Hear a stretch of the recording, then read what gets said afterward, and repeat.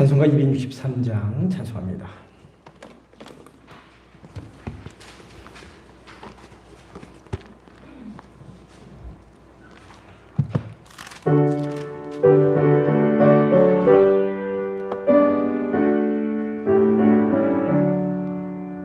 이 세상 험하고 나 비록 약하나 늘 기도 힘쓰면 큰 권능 얻겠네. 주의 은혜로 대속받아서 비와 같이 붉은 죄는 같이 이겠네. 주님의 권능은 한없이 크오니 돌 같은 내 마음 곧 녹여주소서. 주의 은혜로 대속받아서 비와 같이 붉은 죄는 같이 이겠네. 내 마음이 약하여 늘 넘어지오니 주 예수 힘주사 굳세게 하소서. 주의 은혜로 대속받아서 비와 같이 붉은 죄는 같이 이겠네. 내 마음이 약하여 늘 넘어지오니 주 예수 힘주사 굳세게 하소서. 주의 은혜로 대속받아서 비와 같이 붉은 죄는 같이 이겠네. 죄 사함 받은 후 새 사람 되어서 주 앞에 서는 날 늘 찬송하겠네. 주의 은혜로 대속받아서 비와 같이 붉은 죄는 같이 이겠네.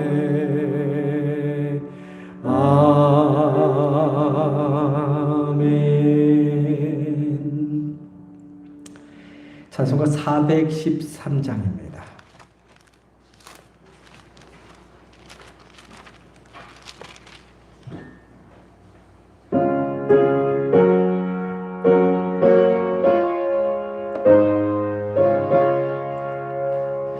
내 평생에 가는 길 순탄하여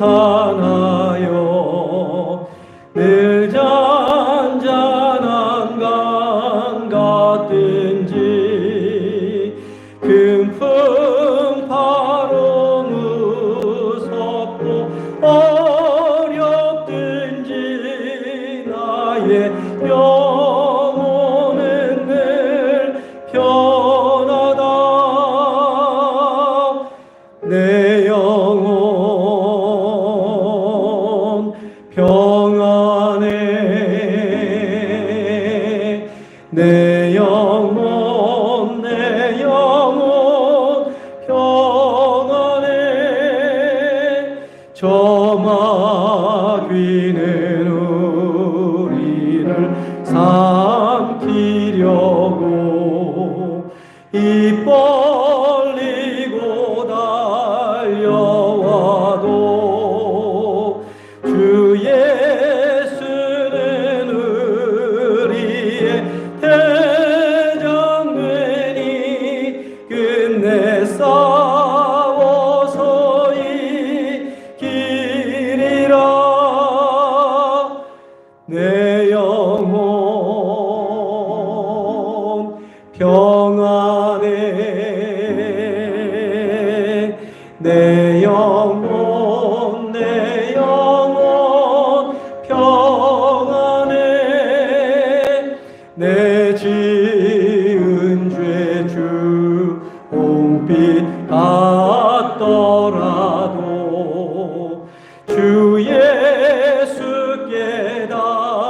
아뢰면 그 십자가 피로써 다시 스사 있는보다 더 정하리라.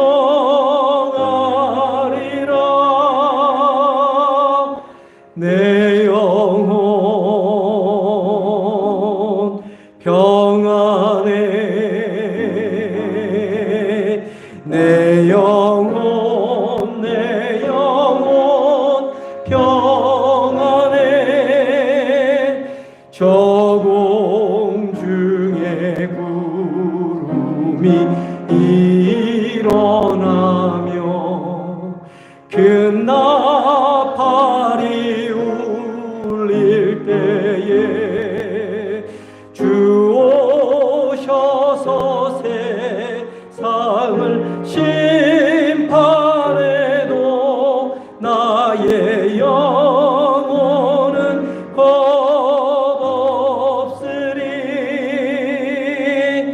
내 영혼 평안해. 내 영혼 4절 다시 찬양합니다. 저 공중에 구름이 일어나며 큰 나팔이 울릴 때에 주 오셔서 세상을 심판해도 나의 영혼은 겁없으리. 내 영혼 평안해. 내 영혼 평안해.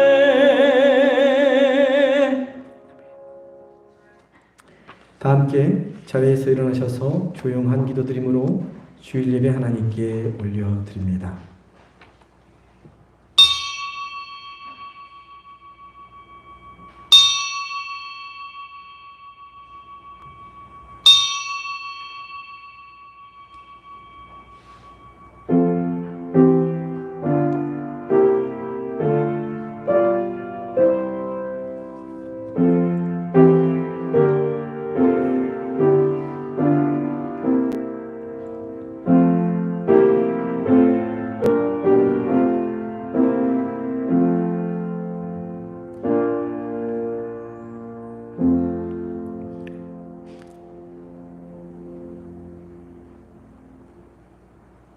라오디게아 교회의 사자에게 편지하라. 아멘이시요 충성되고 참된 증인이시요 하나님의 창조의 근본이시니가 이르시되 내가 내 행위를 아노니 내가 차지도 아니하고 뜨겁지도 아니하도다. 내가 차든지 뜨겁든지 하기를 원하노라. 내가 이같이 미지근하여 뜨겁지도 아니하고 차지도 아니하니 내 입에서 너를 토하여 버리리라. 볼지어다 내가 문 밖에 서서 두드리노니 누구든지 내 음성을 듣고 문을 열면 내가 그에게로 들어가 그와 더불어 먹고 그는 나와 더불어 먹으리라. 귀 있는 자는 성령이 교회들에게 하시는 말씀을 들을지어다. 아멘.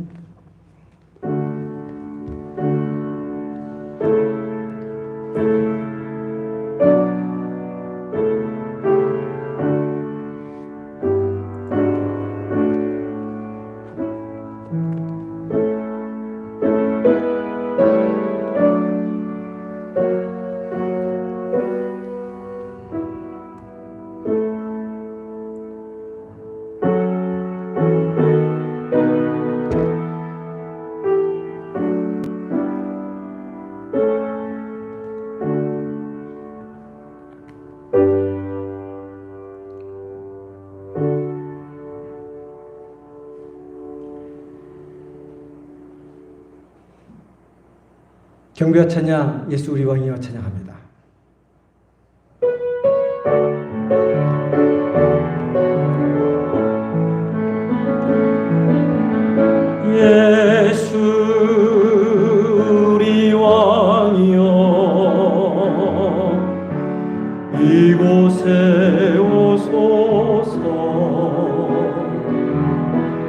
보좌로 주여 임하사 찬양을 받아 주소서. 주님을 찬양하오니 주님을 경배하오니 왕이신 예수여 오셔서 좌정하사 다스리시. 두 손 들고 찬양합니다. 예수 우리 왕이여.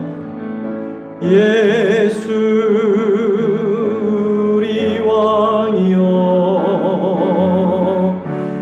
이곳에 오소서.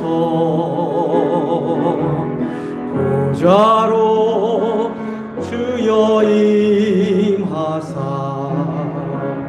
찬양을 받아 주소서. 주님을 찬양하오니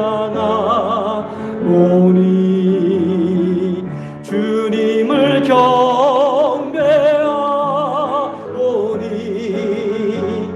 왕이신 예수여 오셔서 좌정하사 다스리소서.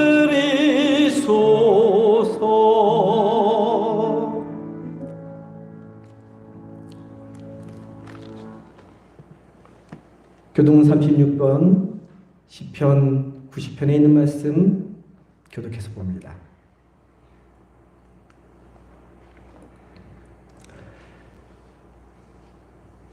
주여, 주는 대대에 우리의 거처가 되셨나이다.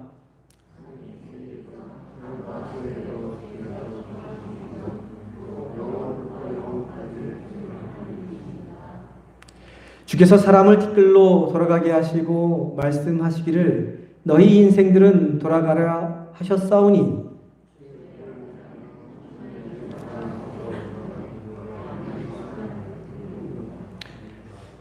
주께서 그들을 홍수처럼 쓸어가시나이다. 그들은 잠깐 자는 것 같으며 아침에 돋는 풀 같으니이다.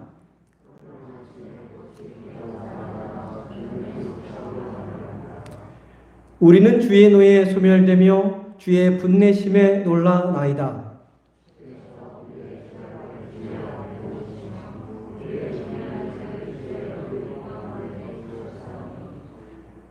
우리의 모든 날이 주의 분노 중에 지나가며 우리의 평생이 순식간에 다하였나이다.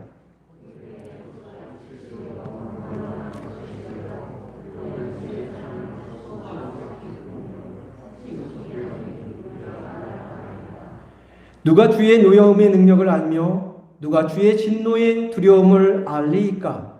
우리에게 우리날 계수함을 가르치사 지혜로운 마음을 얻게 하소서. 아멘. 사도신경으로 신앙 고백드립니다.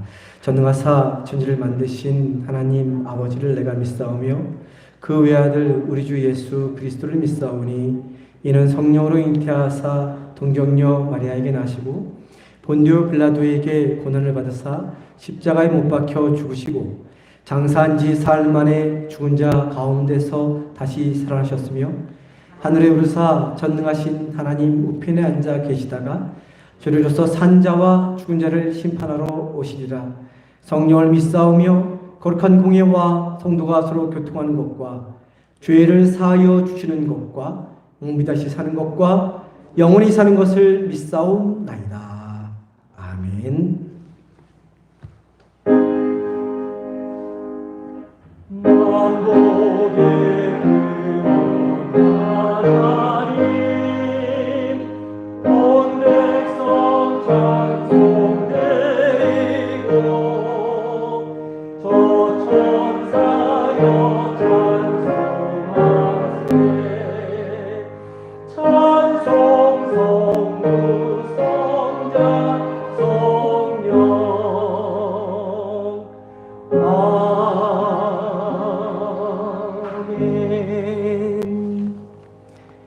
자리에 앉아 주시기 바랍니다. 이성환 장로님 나오셔서 대표하여 기도해 주시겠습니다.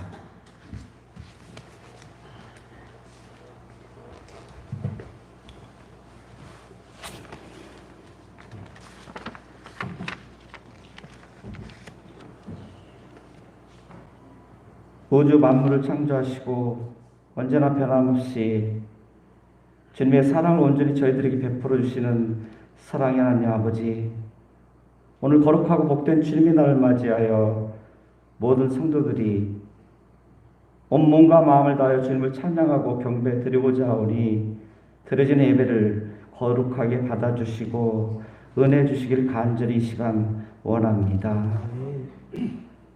장시간 동안 코로나 바이러스를 경험하면서 다시 한번 저희들에게 주님의 소중함을 알게 해주시고 힘들고 지쳐있는 저희들 곁에 언제나 함께 해주시는 주님의 은혜에 진심으로 다시 한번 감사와 찬양과 영광을 드립니다. 이 시간 육체의 질병으로 고통받고 있는 이들을 위하여 기도드립니다. 마음이 너무 힘들고 가정과 일터에 해결하기 어렵고 힘든 여러 가지 문제들로 인하여 고통받고 있는 저희 상륙의 모든 성도들을 위하여 기도드립니다. 비록 부족하고 나약한 저희 입술을 통하여 이 시간 기도를 드리고 있지만 이 자리에 함께하고 있는 모든 성도들과 함께하지 못한 모든 성도들이 서로 한마음 한뜻으로 응답받기를 간구하는 저희들의 기도 소리를 들어주시고 응답 주시길 간절하게 원합니다. 저에게 모든 성도들 사랑으로 인도해 주신 사랑의 하나님 아버지, 오늘 이 시간도 코로나로 인하여 모든 성도들이 함께하지 못하였습니다. 하루빨리 모든 성도들이 함께 예배를 드리는 시간이 되게 해주시고 또한 모든 성도들이 서로 사랑하는 마음으로 섬기고 나눌 수 있는 공동체가 되게 해주실 간절히 원합니다. 이제 저희들의 눈은 풍년으로 가득 찬 가을 동력을 볼 수가 있습니다. 봄철에 땀 흘려 각자 준비한 손길들이 다르듯이 가을의 수확도 역시 각자 다르다는 자연의 이치를 보면서 저희들 신앙도 추수할 믿음의 곡간으로 가득 차게 넘쳐날 수 있게 해주시고 주님 앞에서 후회 없는 삶으로 살아갈수록 인도해 주길 이 시간 간절히 또한 원합니다. 들녘 풍년을 기약하며 올 한 해 동안 수고한 모든 성도들이 날마다 그리스도를 닮아가는 공동체, 지역사회에서 주님의 향기가 풍겨나는 그러한 교회, 그러한 성도들이 되게 하시길 간절히 또한 원합니다. 오늘도 주님의 말씀을 가지고 다니시신 목사님을 기억하여 주시길 원합니다. 주시는 말씀을 통하여 모든 성도들이 한 주간 영육간에 강건하게 해주셔서 모든 성도들이 코로나 바이러스 힘든 이 시간을 이겨낼 수 있게 해주시고 말씀 충만, 은혜 충만한 시간이 되게 해주실 간절히 또한 원합니다. 오늘도 모든 성도들이 함께 드리지 못하였습니다. 다음 주에는 모든 성도들이 함께 드려지는 예배가 될 수 있도록 주님께서 인도해 주시고 또한 도와주실 것을 주님께 의지하오며 거룩하신 예수님 이름으로 기도드립니다. 아멘.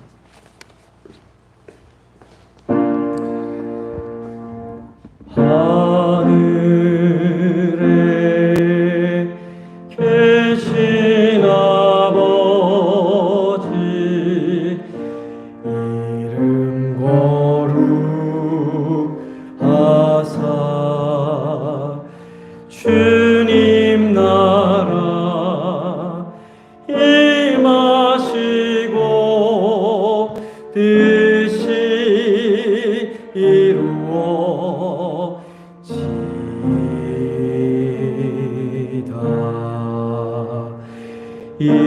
일용할 양식 주시고 우리들의 그 죄 다 용서하옵시고 또 시험에 들게 마시고 악에서 구원하소서. 대개 주의 나라 주의 권세 주의 영광 영원히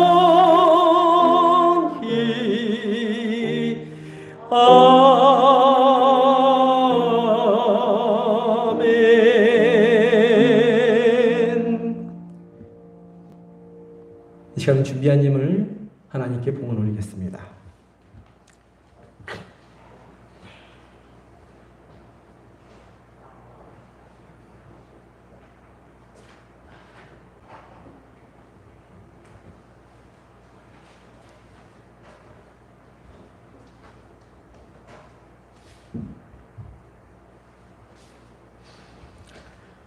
우리 삶의 산 소망이 되시며 주인이 되신 하나님, 가장 귀한 옥합을 깨뜨려 주님 발을 닦아드린 여인처럼 자신의 전부인 보리떡 5개와 물고기 2마리를 주님 발 앞에 내놓은 어린 소년처럼 우리 자신을 그리고 우리의 예물을 주님 앞에 올려드립니다. 시간의 주인이, 물질의 주인이 주님임을 고백하며 드리는 예물 기쁨으로 받아주시고 저희의 삶에 더욱 풍족한 은혜를 채워 주옵소서. 주님 앞에 자신의 소중한 것을 드릴 때 기적을 체험한 사르밧 가부처럼 통에 가루가 떨어지지 않게 하시고 병에 기름이 마르지 않게 하시며 가정과 자녀와 일터에 복의 복을 더하여 주옵소서. 정성을 담아드린 이 예물이 하나님 나라 확장을 위하여 귀하게 복되게 아름답게 사용되어지는 예물 되게 하여 주시옵소서. 우리를 구원하여 주신 귀하신 예수 그리스도 이름으로 기도드립니다. 아멘.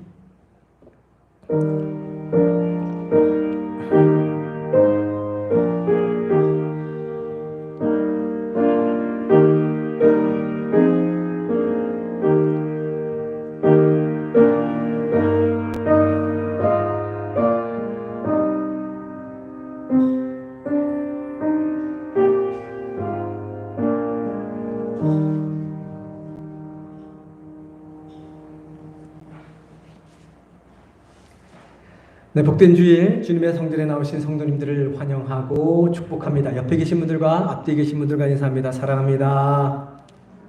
네, 축복합니다. 잘 오셨습니다. 서로를 축복하며 우리 일주일 만에 뵙는데요. 서로를 축복하며 눈을 마주보며 찬양합니다. 하나님께서 당신을 통해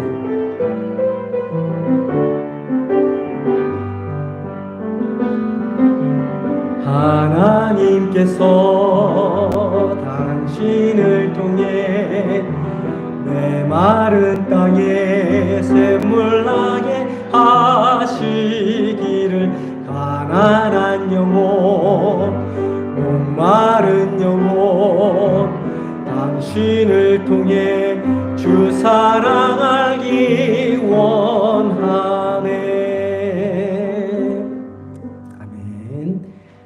코로나 바이러스가 지속되는데 제가 궁금한 게 하나 있습니다. 1차, 2차 백신 맞지 못하신 분 손 좀 들어주시겠어요? 아이들은 못 받았고 없으신 다 받으셨나요? 네? 다 받으신 거예요 지금요? 안 받으신 사람 없는 거예요? 다 받았네요 지금요 보니까. 네. 글쎄 저는 지난주에 받았거든요. 한두 전에. 그래서 저희 몇 사람이 지금 못 받은, 박광재 원사님 못 받으시고 한두 명밖에 안 계시는데, 네, 제가 좀 회의할 때 좀 얘기를 나누려고 그렇습니다. 2부 예배 후에 기획위원회로 모입니다. 교회 건의사항이나 안건이 있으면 기획위원들에게 말씀해 주시기를 바랍니다. 다음 주 2부 예배 후에는 먼저 속장 모임을 잠시 가지려고 합니다. 매달 둘째 주는 이제 앞으로 속장 모임을 계속 가지려고 합니다. 속회의 문제나 어려움이나 뭐 또 속장님들에 대한 그런 애로사항이나 교육 같은 것들을 매달 둘째 주 이렇게 가지려고 합니다. 일단은 한번 이번 주 다음 주에 모여 주시기를 바랍니다. 그리고 다음 주부터 제가 각 가정을 신방하려고 합니다. 코로나 바이러스이기 때문에 저와 저희 집사람만 갑니다. 그렇게 가서 신방을 하고, 이번 신방의 주제, 컨셉이라고 그러죠. 축복입니다. 제가 축복을 드릴 수는 없어요. 그러나 각 가정에 제가 들어가서 축복을 빌어 드릴 수는 있습니다. 축복을 빌어 드리는 그러한 신방으로 준비하려고 하니 신방 원하시는 분들, 코로나 바이러스이기 때문에 원하지 않는 분들은 제가 안 갑니다. 속장님들하고 이야기하셔서 원하시는 분들은 얘기해 주시고 각 가정에 신방을 가도록 하겠습니다. 부탁할 것이 있는데, 이번 신방은 식사 없습니다. 식사 안 합니다. 그리고 음료 외에는, 물 외에는 제가 안 마실 겁니다. 정말 미안한 분들은 차 한 잔, 따뜻한 차 한 잔 외에는 떡 준비하시든 과일을 준비하시든 저는 입에 안 됩니다. 섭섭해하지 마시고요. 제가 지금 금식은 아니지만 음식을 줄여가며 기도하는 중에 있습니다. 계속 이게 제가 언제까지 할지 모르겠습니다. 할 수 있는 데까지는 제가 음식을 절제합니다. 지금부터. 지금 많이 살이 빠졌는데 앞으로도 계속 음식을 줄여가며 기도하면서 교회를 위해 기도하면서 제가 계속 그렇게 있을 겁니다. 그 와중에 속죄신방을 가는 거기 때문에 음식을 주시지 마시기 바랍니다. 제가 또 유혹이 가거든요. 그러니까 아무것도 준비하지 마시기 바랍니다. 부담 없이 그냥 말씀 나누고 제가 듣고 싶은 이야기, 하시고 싶은 이야기 듣고 그렇게 신방을 진행할 예정입니다. 그렇게 해주시고, 그리고 그 다음 주에는 남선교회 회장님, 여선교회 회장님 두 분 남으셔서 좀 같이 이야기를 좀 나눌 게 있습니다. 그렇게 첫째 주, 둘째 주, 셋째 주 그렇게 조금 준비해 가려고 합니다. 기억하셨다가 2부 예배 후에 하니까 2부 예배 마치고 잠시 이렇게 모여 주시기를 바랍니다. 배수로 바닥 공사를 아스팔트로 깔기 전에 콘크리트 기초 공사를 하신다고 합니다. 우리 이완영 장로님, 또 김미애 권사님, 박백서 권사님 거의 매일 출근하다시피 하시면서 준비를 해주셨는데 잘 진행되고 마무리될 수 있도록 다음 주 아마 이번 금요일 날 하신다고 그러는데 잘 마무리될 수 있도록 그렇게 기도해 주시기를 바랍니다. 나머지 광고는 주보를 참조해 주시기를 바랍니다. 찬송가 481장 찬송합니다.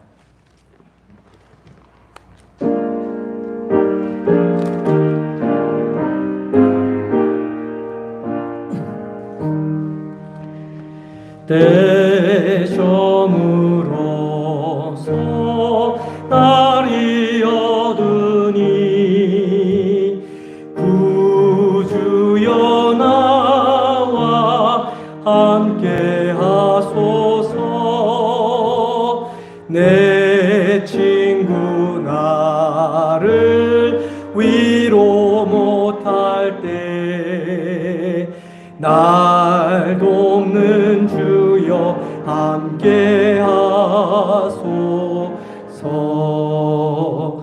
내 사는 날이 속히 지나고 이 세상 영광 빨리 지나네. 이 천지 만물 모두 변하나 변찮는 주여 하소서. 주 홀로 귀 물리치시니 언제나 나와 함께 하소서. 주같이 누가 보하리까. 사랑의 주여 함께 하소서. 이 육신 쇠에 눈을 감을 때 십자가 밝히 보여주소서. 내 모든 슬픔 위로하시고 생명의 주여 함께 하소서.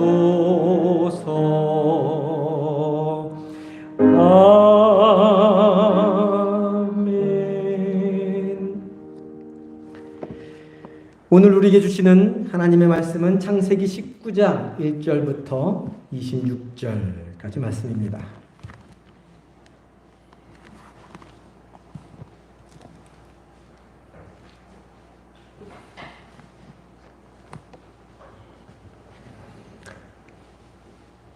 구약성경 22면 창세기 19장 1절부터 22절까지 말씀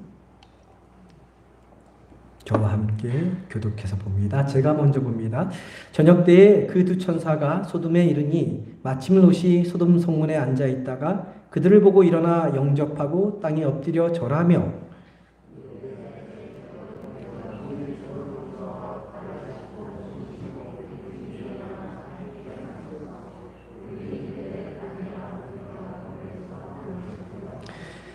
롯이 간청함에 그제서야 돌이켜 그 집으로 돌아오는지라. 롯이 그들을 위하여 식탁을 베풀고 무교병을 구우니 그들이 먹으니라.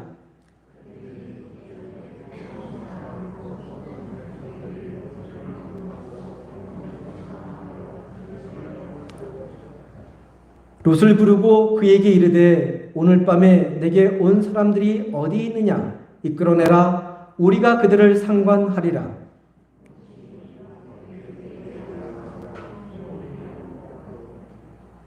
이르되 청하노니 내 형제들아 이런 악을 행하지 말라.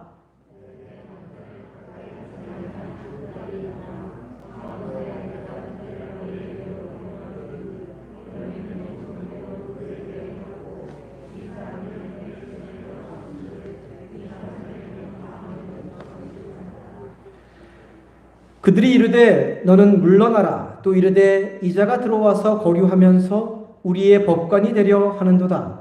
이제 우리가 그들보다 너를 더 헤아리라 하고 롯을 밀치며 가까이 가서 그 문을 부수려고 하는지라.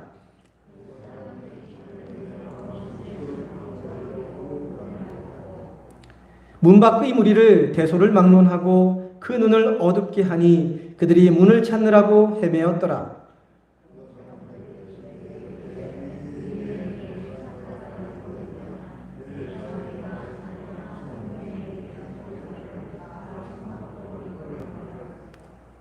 그들에 대한 부르짖음이 여호와 앞에 크므로 여호와께서 이곳을 멸하시려고 우리를 보내셨나니 우리가 멸하리라.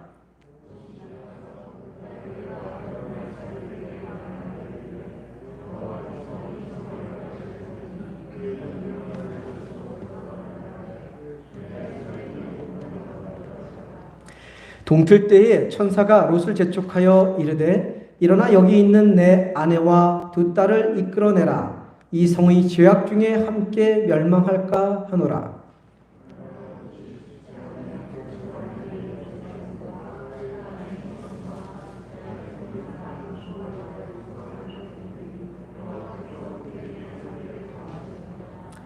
그 사람들이 그들을 밖으로 이끌어낸 후에 이르되 도망하여 생명을 보존하라. 돌아보거나 들에 머물지 말고 산으로 도망하여 멸망함을 면하라.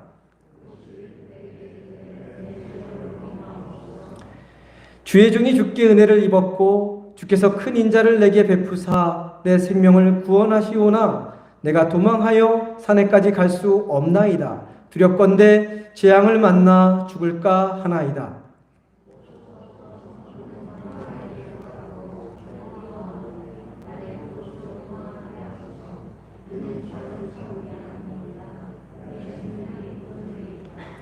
그가 그에게 이르되 내가 이 일에도 내 소원을 들었은즉 내가 말하는 그 성읍을 멸하지 아니하리니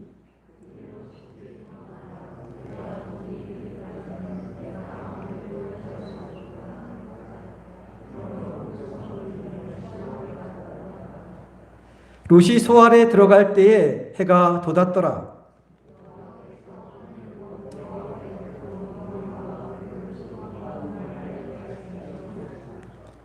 그 성들과 온들과 성에 거주하는 모든 백성과 땅에 난 것을 다 엎어 멸하셨더라. 롯의 아내는 뒤를 돌아보았으므로 소금 기둥이 되었더라. 아멘. 잠시 기도합니다. 귀하신 주님, 거룩한 주일 저희들을 불러주시고 주님의 귀한 말씀 듣게 하시니 감사합니다. 연약하고 부족하고 죄 많은 사람의 입술을 통하여 하나님의 말씀이 선포되지만 이 시간 함께 하시는 성령님께서 우리의 마음 문에 들어와 계시고 우리의 길을 열어주시고 영안을 열어주셔서 주님께서 우리 각자 심령에게 주시고자 하는 생명의 말씀, 복된 말씀, 은혜의 말씀 듣게 하시고 보게 하여 주시고 그 말씀대로 살아가고자 결단하며 돌아가는 저희 모두가 되도록 인도하여 주옵소서. 귀하신 우리 주 예수 그리스도의 이름으로 기도드립니다. 아멘. 성도님들은 지금까지 살아오면서 충격적인 사건을 눈앞에서 직접 경험하신 적이 있으십니까? 6.25 전쟁 겪으신 분들은 전쟁의 참상을 겪어보셨을 것입니다. 자신의 살아가고자 하는 길의 방향을 바꾸어 놓을 만한 그런 충격적인 사건을 경험해 보신 적이 있으십니까?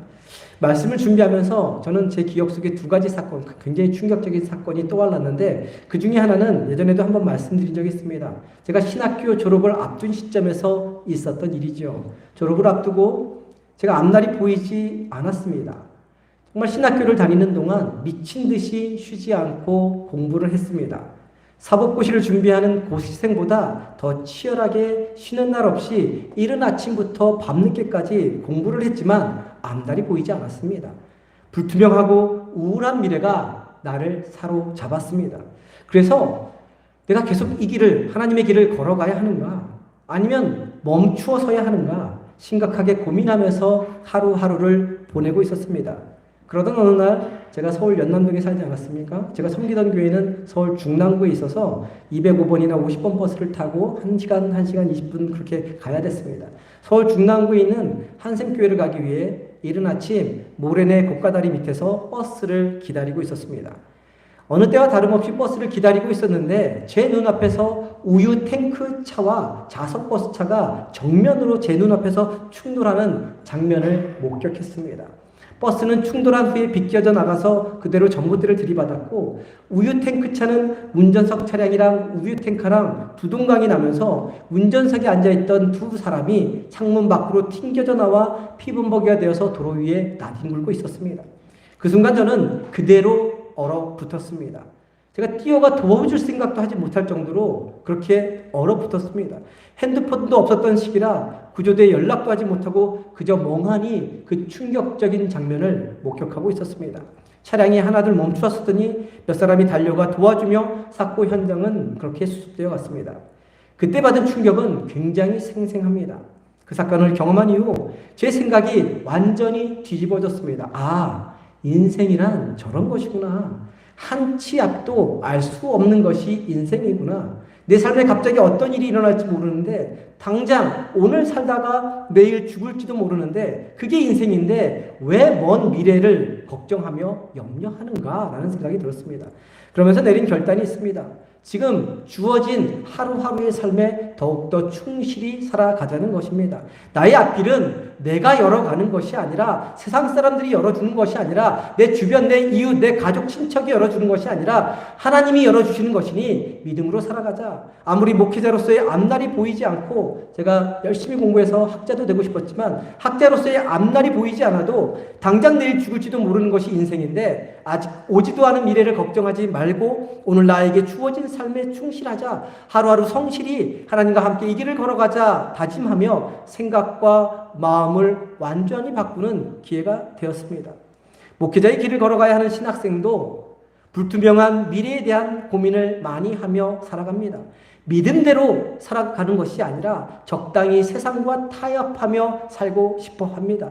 세상 사람들처럼 그렇게 살아가고 싶어 합니다. 목사로서 부끄러운 이야기지만 저도 젊은 시절 그런 고민을 참 많이 하고 살았습니다. 그런데 충격적인 사건을 경험함으로 정신을 바짝 차리는 계기가 되었고 그 이후로는 한동안은 방황하지 않게 되었습니다. 그 이후에 그런 일이 또 있었다는 얘기죠. 어쨌든 또 충격적인 사건을 주셔서 그렇게 자꾸 막으십니다. 성도님들도 크고 작은 충격적인 사건을 통해 생각과 삶이 변화된 경험이 있으실 것입니다. 그래서 이 자리에 함께 앉아 하나님께 예배하는 삶을 살고 계신 것이죠. 근데 오늘 우리가 함께 보게 될 롯의 모습은 충격적인 사건을 경험하였음에도 크게 달라지지 않았습니다. 타락과 부패와 폭력의 땅이었던 소돔 땅이 북방왕들의 공격을 받아 집도 가족도 재산도 다 잃어버릴 뻔했는데 또다시 그 땅으로 돌아가서 살았습니다. 믿음으로 그 땅을 사랑할 수 없다는 것을 이미 경험했음에도 불구하고 또다시 그 땅으로 돌아가서 살았던 것입니다. 오늘 함께 읽은 말씀에 나오는 소돔과 고모라 땅의 멸망 사건은 장차 다가올 지구 마지막 심판날의 작은 모형이라 할 수 있습니다. 또한 이전에 살펴보았던 노아의 홍수 심판과 비슷합니다. 노아 홍수 이후에 하나님은 비가 온 뒤에 하늘에 활 모양의 무지개를 띄우시지 않았습니까? 활을 땅으로 쏘는 게 아니라 거꾸로 세워서 이렇게 활 모양을 놓았죠. 다시는 공격하지 않겠다. 비로 너희들을 공격하지 않겠다. 화살을 거꾸로 그렇게 걸어 놓으셔서 더 이상 물로 이 땅을 멸망하지 않게 하실 것이다 라고 약속해 주셨습니다. 그런데 그렇다고 정말 종말이나 심판이 아예 없을 것이다 라고 말씀하신 것은 아닙니다. 종말의 때에 최후 심판인 반드시 있습니다. 우리가 평생 사는 사람은 없으시죠? 죽듯이 언젠가는 한 번은 죽듯이 종말은 심판은 언젠간 반드시 옵니다. 그리고 우리가 죽음 이후에 그 심판대 앞에 반드시 서게 됩니다. 근데 그 최후의 심판은 물로 심판하는 것이 아니라 불로 심판하실 것이라고 성경 곳곳에서 말씀해 주셨습니다. 그런 의미에서 소돔과 고모라 땅이 불로 심판받는 사건은 앞으로 모든 인류가 겪게 될 마지막 심판의 때가 어떠한지 미리 알려주는 말씀이 되는 것이죠. 오늘 함께 읽은 말씀에 나오는 그 롯의 모습을 살펴보면서 신앙인은 마지막 날, 심판의 날을 어떻게 준비하며 살아가야 하는지 함께 말씀을 통해 생각해 보려고 합니다. 기름지고 풍요롭고 세련된 도시였습니다. 모든 것이 차고 넘치는 안락한 도시였고, 그러나 그 이면에는 난잡한 음란과 집단적인 폭력과 물질 문명이 지배하는 도시인 소돔과 고모라 땅에는 롯이 살고 있었습니다. 근데 소돔과 고모라 땅은 요셉 아시지 않습니까? 요셉이 살았던 이집트 제국이나 다니엘 아시죠? 다니엘이 살았던 바벨론 제국이나 에스더도 아시죠? 에스더가 살았던 페르시아 제국과 크게 다르지 않는 그런 도시였습니다. 모두 풍요롭고 세련된 도시, 모든 것이 차고 넘치는 안락한 도시, 그로 인해 음란과 폭력과 물질이 지배하는 그러한 도시였습니다. 다니엘, 요셉, 에스더는 자신들이 원해서 그곳에 거주하게 되었던 것이 아니었습니다. 그리고 그곳에 머문다고 그곳의 세속 문화에 휩쓸려 살지도 않았습니다. 무엇보다도 다니엘, 요셉, 에스더는 하나님의 사명, 하나님의 말씀을 가지고 바벨론, 이집트, 페르시아에 거주하게 된 것입니다. 그들은 풍요하지만 죄악된 도시 속에서 빛과 소금으로 거룩한 영향력을 행사하며 하나님이 맡겨주신 사명을 완수했던 사람들이었습니다. 반면 롯이 소돔에 머물렀던 이유는 무엇입니까? 롯 역시 하나님을 믿었던 사람이었습니다. 하나님을 주인으로 섬기는 사람이었고 신앙이 있었던 사람이었습니다. 그런데 믿음의 사람이면서도 하나님의 사명을 받고 하나님의 말씀대로 그 땅에 간 것이 아니라 자신의 욕심 때문에 그곳에 머무른 것입니다. 눈에 보기에 소돔과 고모라 땅은 너무나 세련되고 풍요롭고 안락한 도시처럼 보였기 때문에 믿음의 스승이었던 아브라함을 버리고 간 도시였죠. 또한 창세기 14장 말씀을 통해서 앞서도 말씀드렸지만 남방에 위치한 소돔 지역이 북쪽 왕들이 침략을 받아 그곳에 거주하던 롯은 모든 것을 다 잃어버리고 노예로 끌려갔던 적이 있었습니다. 그때 아브라함과 그의 군사 318명의 용사들로 인해 겨우 구출을 받을 수 있게 되었던 것이죠. 그런데 롯은 그때도 정신을 못 차리고 또다시 소돔 땅으로 돌아와 머물렀습니다. 그곳이 살기 좋은 풍요롭고 안락하고 세련된 도시일 뿐만 아니라 폭력과 음란과 물질에 의해 지배받고 타락하는 그러한 죄악된 곳인 줄을 알면서도 하나님이 기뻐하지 않는 지역이라는 것을 경험하였음에도 아브라함을 떠나 또다시 그곳에 머물렀던 것이죠. 그러면 롯은 왜 그곳 소돔 땅에 다시 돌아간 것일까요? 그곳에는 누릴 수 있는 것이 너무나 많았기 때문입니다. 편안하고 안락하고 여유로운 삶, 고리타분하게 원리 원칙대로 사는 아브라함, 하나님의 말씀대로 사는 아브라함의 품을 떠나 믿음 생활하면서도 자유로운 삶을 살 수 있는 그러한 곳이었기 때문이었습니다. 이런 롯의 모습을 한마디로 표현하면 두 주인을 가진 신앙인, 좀 더 속된 말로 양다리를 걸친 신앙인이라 할 수 있습니다. 하나님도 좋고 세상도 좋은 것입니다.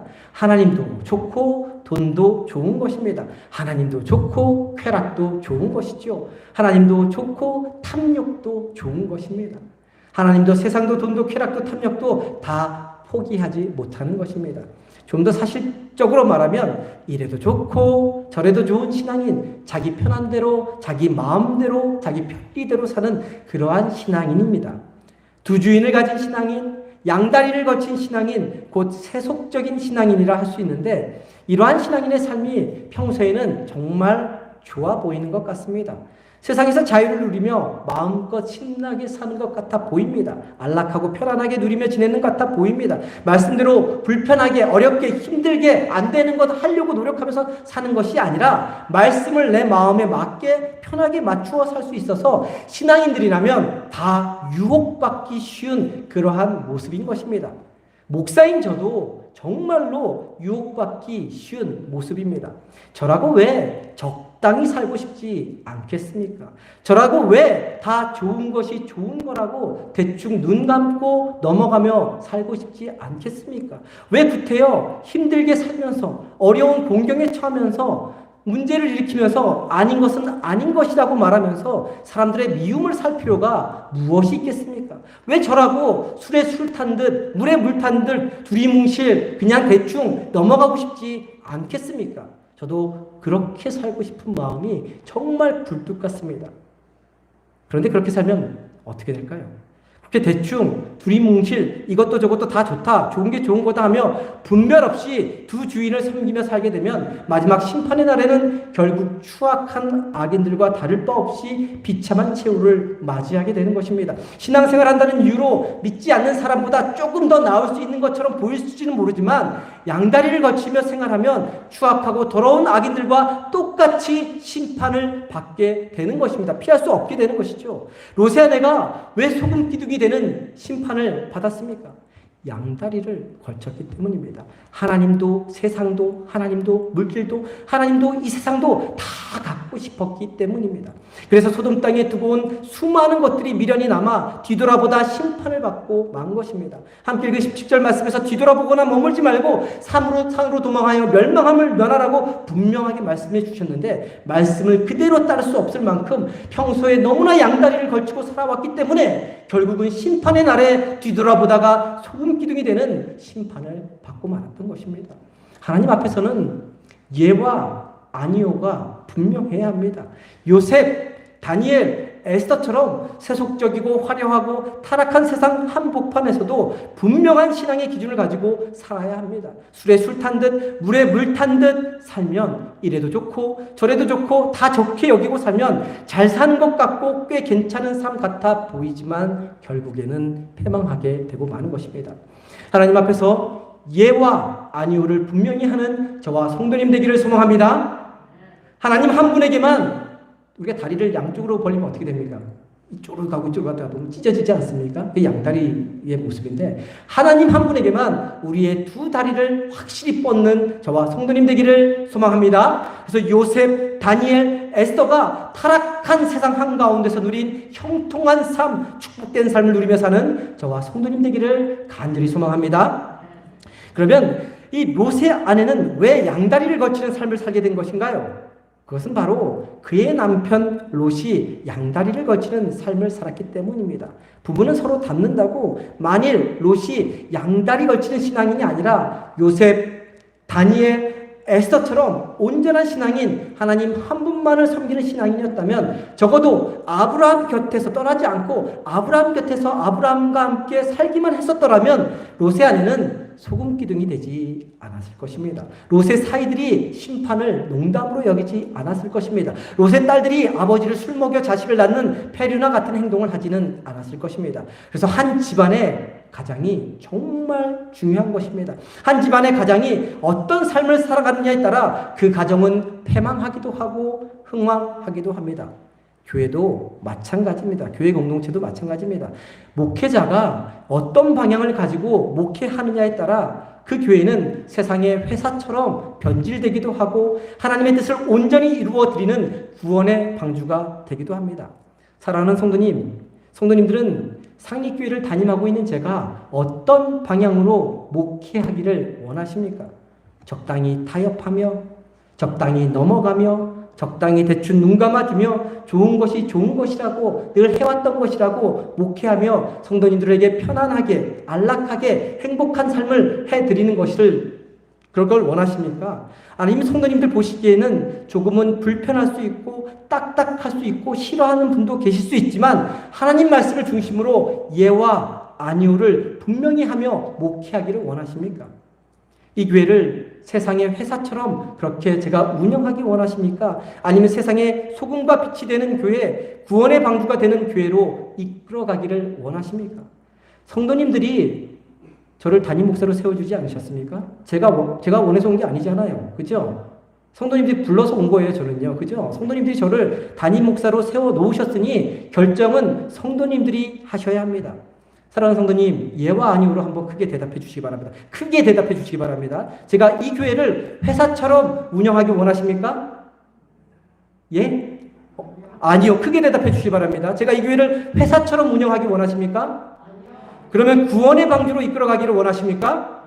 할렐루야. 제가 지난 수요일에도 말씀드렸듯이 오늘로 제가 상립교회 담임 목사로 부임한 지 만으로 딱 5년째 되는 주일이었습니다. 제가 교회를 떠난다는 이야기 헛소문은 아닙니다.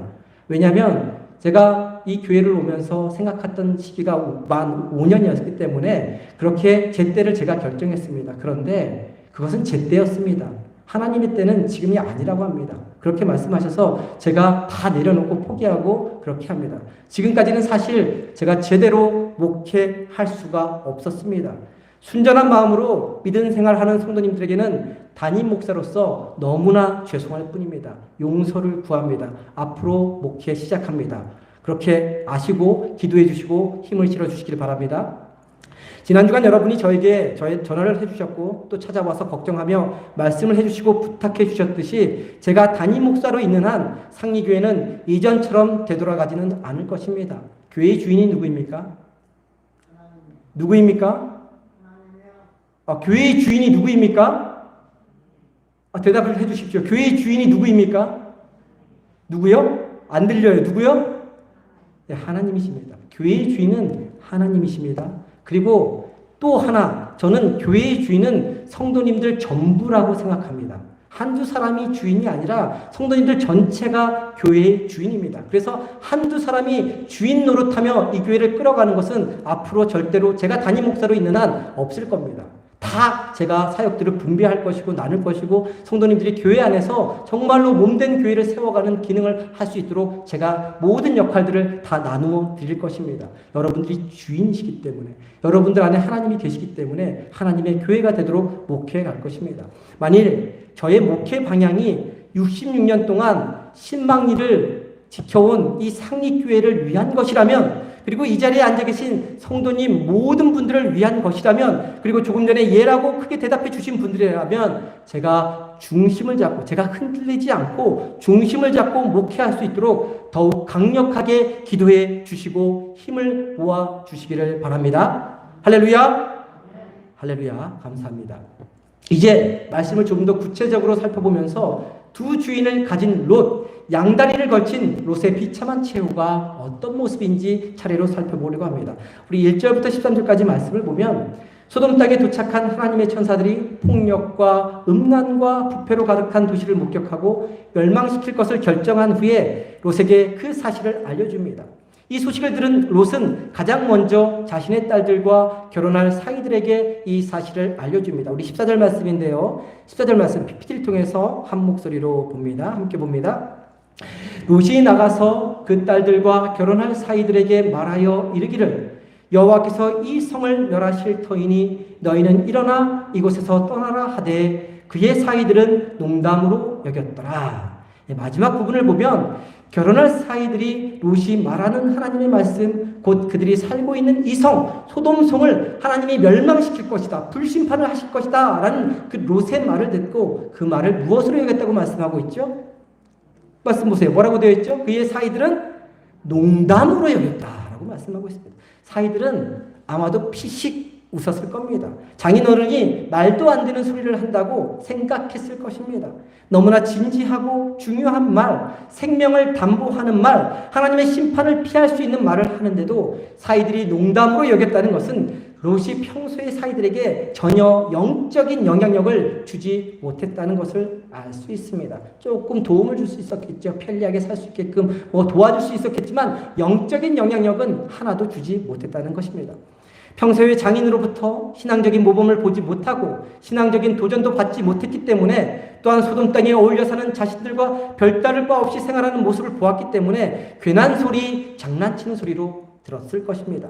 속으로는 장인이 지금 정신 나간 소리 하고 있다라고 생각했을 것입니다. 결국 롯은 사위들에게 모범을 보이지 못하는 양다리 신앙생활로 인해 두 사위를 잃고 맙니다. 다음으로 롯의 아내를 잃는 장면을 봅니다. 먼저 17절 말씀을 봅니다. 17절 말씀은 소돔을 멸망하기 전 주의 천사들이 롯과 롯의 아내, 롯의 딸들의 손을 붙잡고 지체하고 머뭇머뭇하니까 천사들이 손을 붙잡고 소돔 밖으로 이끌어낸 이후에 한 말인데요. 17절 말씀 우리 한 목소리로 봅니다. 그 사람들이 그들을 밖으로 이끌어낸 후에 이르되 도망하여 생명을 보존하라. 돌아보거나 들에 머물지 말고 산으로 도망하여 멸망함을 면하라. 천사들이 롯의 가족을 소돔 속에서 억지로 이끌어낸 후에 그들에게 도망치라고 생명을 보존하라고 말하면서 뭐라고 말하고 있죠? 돌아보거나 들에 머물지 말라라고 말씀하고 있습니다. 왜 천사들이 뒤를 돌아보지 말라고 했을까요?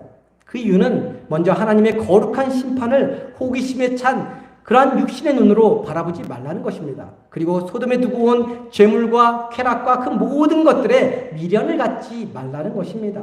이것저것 양다리 걸치지 말고 하나님이 하신 말씀 그대로 온전히 순종하며 가라는 겁니다. 그런데 롯의 아내는 어떻게 했죠? 26절 말씀에 나와 있습니다. 26절 말씀 한 목소리로 봅니다. 26절입니다. 함께 봅니다. 롯의 아내는 뒤를 돌아보았으므로 소금 기둥이 되었더라. 천사들은 하나님의 말씀을 전하면서 돌아보지 말라고 분명히 전했는데 롯의 아내는 뒤를 돌아보았습니다. 그리고 그 결과 소금 기둥으로 변하고 말았습니다. 롯의 아내는 소돔에 두고 온 살림살이, 일가 친척, 친구들, 재산에 대한 미련을 떨쳐버리지 못했던 것입니다. 그것들에 대한 집착이 너무나 컸기 때문에 천사들이 뒤를 돌아보지 말라는 명령보다 그것들을 훨씬 더 중요하게 여겼던 것입니다. 결국 심판의 날 하나님의 명령을 대수롭지 않게 여기고 뒤돌아보다가 그만 소금 기둥이 되고 말았던 것입니다. 삶의 터전을 잃어버린 것도 힘든데 아내마저 잃어버린 그 롯의 심정은 아마 억장이 무너져 내렸을 것입니다. 근데 좀 더 깊이 생각해보면 아까 전에도 말씀드렸듯이 롯의 아내가 소금 기둥이 된 건 역시 롯의 책임입니다. 롯이 하나님과 세상, 하나님과 물질, 하나님과 쾌락, 하나님과 탐욕에 대해 양다리만 걸치지 않았어도 믿음의 스승인 아브라함만 따라 생활했어도 아내를 잃게 되는 비극은 경험하지 않았을 것입니다. 가장인 롯이 신앙의 중심을 바로잡지 못하고 살았기 때문에 하나님과 물질, 하나님과 세상 그 모든 것을 겸하여 섬겼기 때문에 두 주인을 섬겼기 때문에 아내인 롯 역시 소돔 땅에 두고 온 모든 것들에 대한 집착을 내려놓을 수 없었고 뒤를 돌아보다가 소금 기둥이 되는 비참한 최후를 맞이하고 말았던 것입니다. 신앙인은 믿음으로 사는 사람은 물질, 쾌락, 탐욕, 세상을 추구하며 사는 사람이 아닙니다. 죽을 때까지 하나님 한 분만을 추구하며 사는 사람들입니다. 하나님을 추구하며 살아가다가 물질을 주시면 감사한 것이고 거두어 가셔도 하나님의 뜻으로 받아들이며 감사하며 사는 사람들입니다. 물질과 세상과 환경에 영향받아 사는 사람들이 아니라 하나님 한 분의 영향을 받아 사는 사람들입니다. 롯은 두 주인을 섬겼기 때문에 양다리를 걸친 신앙생활을 했기 때문에 사위뿐만 아니라 아내를 잃는 비참한 비극을 맞이하고 말았던 것입니다. 마지막으로 이 롯의 양다리 걸치는 신앙이 두 딸과 후손들에게 미치는 영향을 보려고 합니다. 우리 함께 읽지는 않았지만 30절 이하의 말씀에 나오는 내용입니다. 소돔과 고모라가 비같이 내리는 유황과 불로 멸망당한 후에 롯과 롯의 두 딸은 높은 산 동굴에 거주하며 살게 됩니다. 이곳에 거주할 때 남편을 잃은 두 딸은 자신들의 대를 이을 후손들을 걱정하게 되지요. 그런데 그 후손을 남자가 없으니까 누구에게? 아버지에게 얻고자 아버지를 술 취하게 만들고 아버지로부터 자녀를 얻게 됩니다. 함께 읽은 성경 말씀이나 어디 성경 말씀을 봐도 이 행동이 잘못된 행동이다, 죄악된 행동이다 라고 말씀하지는 않습니다. 그러나 우리가 말씀을 조금만 깊이 들여다보면 잘못된 행동인 것을 알 수 있습니다. 롯을 술에 취하게 만든 것, 정신없는 상태에서, 정신이 혼미한 상태에서 임신하게 만든 것, 이 자체가 옳지 못한 행동이라는 것을 알 수 있습니다. 만일 옳은 행동, 당연히 해도 되는 행동이라면 술을 취하게 할 필요가 없었을 것입니다. 옳지 못한 행동이기 때문에 롯이 정신없는 상태에서 은밀하게 행동하려고 술에 취하게 만들었던 것이지요. 뿐만 아니라 그들이 낳은 후손의 이름을 통해서도 분명히 잘못된 행동이었음을 확인할 수 있습니다. 우리 36절, 37절, 38절 말씀 한 목소리로 함께 봅니다. 롯의 두 딸이 아버지로 말미암아 임신하고 큰 딸은 아들을 낳아 이름을 모압이라 하였으니 오늘날 모압의 조상이요 작은 딸도 아들을 낳아 이름을 베남이라 하였으니 오늘날 암몬 자손의 조상이었더라. 큰 딸이 낳은 아들의 이름은 모압으로 그 이름의 뜻은 아버지로부터라는 뜻을 지니고 있습니다. 둘째 딸이 낳은 아들 암몬 베남미는 내 아버지의 아들이라는 뜻을 지니고 있습니다. 이름 자체가 가족관계를 완전히 깨부수는 그러한 의미를 가지고 있는 것이지요. 게다가 이 모압과 암몬의 후손들은 아브라함의 후손들, 곧 이스라엘 백성들과 친척지간 아닙니까? 아브라함이 조카니까 롯의 딸의 자녀들이니까 이 친척지간, 사촌보다는 좀 멀지만 친척이었지만 이스라엘 백성 안으로 들어오지 못합니다. 그리고 이후의 역사를 살펴보면 이스라엘 땅 주변에 살면서 이방 민족처럼 하나님의 백성을 괴롭히는 타락한 민족, 사탄의 족속이 되고 말았습니다. 롯의 중심 없는 신앙, 우유부단한 신앙, 두 주인을 가진 신앙으로 말미암아 사위도 잃고 부인도 잃고 두 딸도 잃고 그리고 후손들이 하나님과는 상관없는 사람들, 하나님의 사람들을 괴롭히는 사탄의 족속이 되어 멸망의 길로 가고 말았던 것입니다. 그리고 오늘 함께 본 19장 말씀 이후로는 롯이 살아갔던 삶의 모습은 더 이상 찾아볼 수 없습니다. 이스라엘 역사 속에서 롯이라는 인물은 사라지고 말았던 것입니다. 오늘 우리가 함께 읽은 창세기 19장은 한 집의 가장 리더가 어떤 삶을 사는 것이 중요한지 우리에게 아주 잘 보여주고 있습니다. 이 자리에 계신 분들은 모두가 다 신앙의 가장들입니다. 남편이든 아내든 어머니든 자녀이든 한 가정 안에서 어떤 위치에 있든 예배하는 삶을 살아가고 계시기 때문에 모든 분들이 다 집안의 영적인 가장들입니다. 그 사실을 기억하며 신앙의 중심을 지키는 분들이 되시기를 바랍니다. 세상에 유혹이 와도 물질과 풍요와 쾌락과 탐욕의 유혹이 와도 우리가 선택하고 따라야 할 것은 오직 하나님 한 분임을 기억하며 하나님을 선택하며 사는 삶을 살아가시기를 간절히 소망합니다. 하나님을 한 주인으로 섬기며 살아갈 때 때로는 어려움 겪습니다. 아픔이 있습니다. 상처도 있고 고난도 있고 문제도 있고 해결해야 될 것들이 너무나 많습니다. 시험과 난간도 수도 없이 다가옵니다. 그러나 결국에는 아브라함처럼 물질, 자녀, 명성 등 그 어떤 것도 부족함 없는 삶을 누리게 될 것입니다. 사랑하는 성도님, 그 사실을 믿으십니까? 믿으십니까? 그러면 그 사실을 삶 가운데 경험하시기를 바랍니다. 오늘 우리가 함께 살펴본 롯은 두 주인을 섬기며 살아가는 신앙인의 대표적인 예입니다. 양다리를 걸친 사람, 이도저도 아닌 회색지대에 있는 사람, 차든지 뜨겁든지 해야 하는데 뜨뜻 미지근한 사람이 바로 롯이었습니다.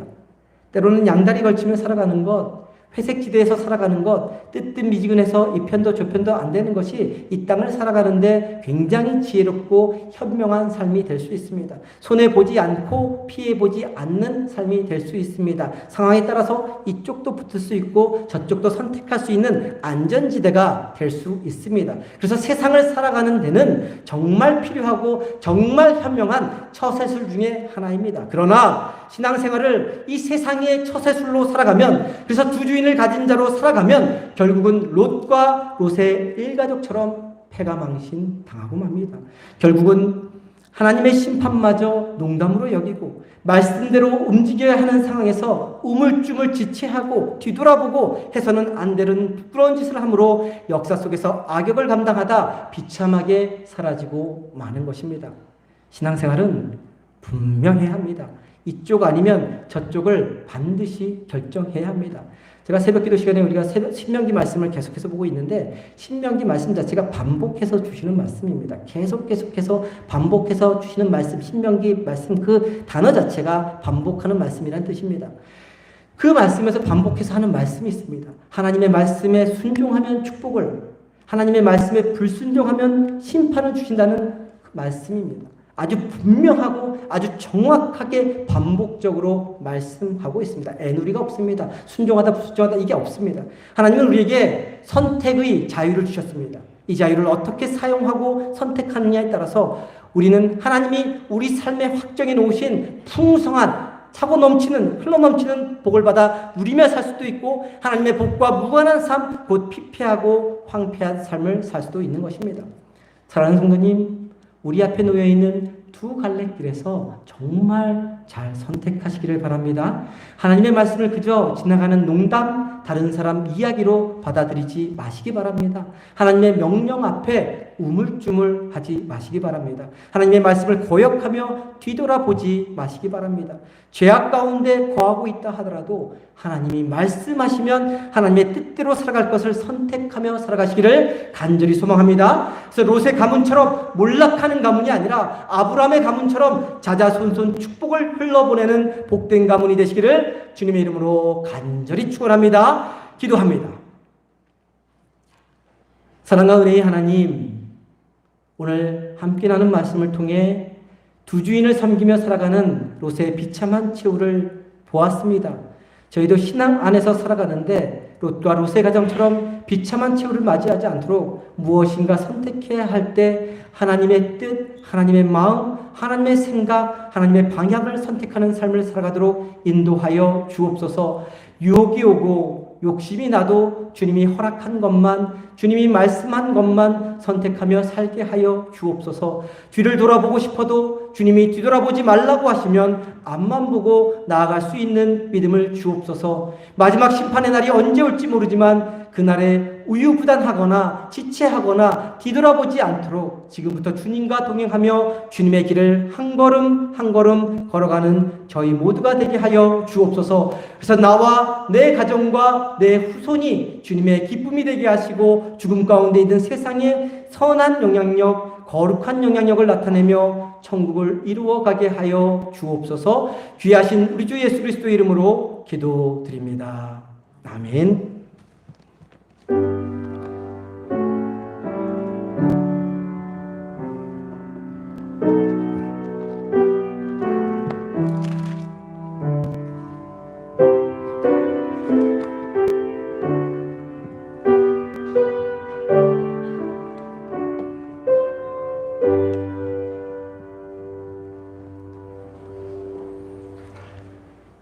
다 함께 자리에서 일어나셔서 찬송가 445장 찬송합니다.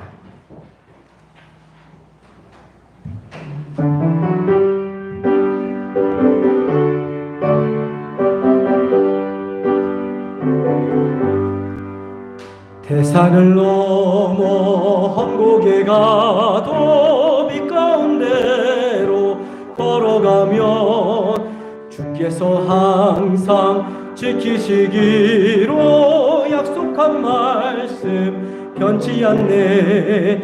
하늘의 영광, 하늘의 영광, 나의 맘속에 차고도 넘쳐 할렐루야를 힘차게 불러 영원히 주를 찬양하리. 캄캄한 밤에 다닐지라도 주께서 나의 길 되시고 나에게 밝은 빛이 되시니 길 잃어버릴 염려 없네. 하늘의 영광, 하늘의 영광, 나의 맘속에 차고도 넘쳐 할렐루야를 힘차게 불러 영원히 주를 찬양하리. 광명한 그 빛 마음에 받아 찬란한 천국 바라보고 할렐루야를 힘차게 불러 날마다 빛에 걸어가리. 하늘의 영광, 하늘의 영광, 나의 맘속에 차고도 넘쳐 할렐루야를 힘차게 불러 영원히 주를 찬양하리. 기도합니다. 지금은 십자가에서 죽으시기까지 우리를 품어주신 우리 주 예수 그리스도의 은혜와 하나님 아버지의 크고 높고 깊은 사랑과 우리를 지키시고 도우시고 인도하시는 성령님의 역사하심이 우리 삶의 양갈래길에서 오직 하나님 한 분을 선택하며 참된 축복을 누리며 살아가기로 결단하며 돌아가는 성도님들의 머리 위에 지금부터 영원까지 함께하여 주시기를 간절히 축원하옵나이다. 아멘.